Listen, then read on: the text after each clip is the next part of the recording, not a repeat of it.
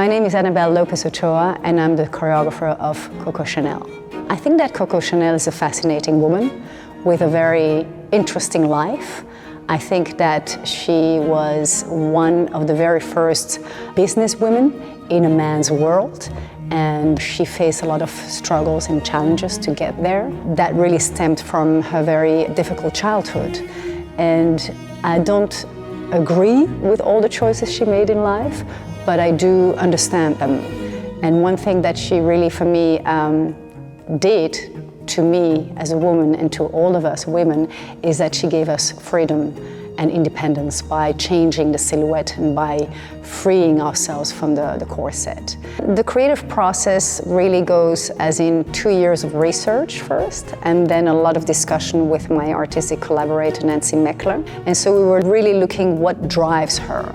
And we saw that fashion, her art, passion, business, money drives her. And for that, we wanted to create a character that would represent that drive, that inner drive that you don't see, that you don't believe, that how can this really poor girl suddenly think at the age of 18 that she's going to be this fashion icon.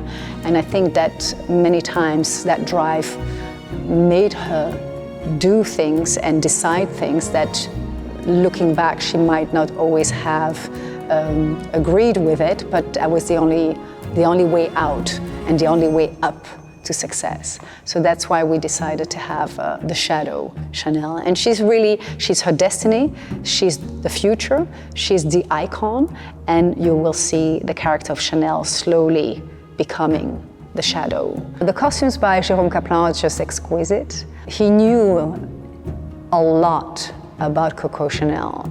He was my Wikipedia, basically, as we were researching. I really trusted him. I had seen his work before on other companies, and so I knew that his taste and his eye for detail was just going to make it all look fabulous. At the very end of the ballet, you will see 3 minutes of a fashion show, and so we chose, the garments, which are a little bit old-fashioned because we wanted to stay in the time of the 70s. You won't see the Chanel of today.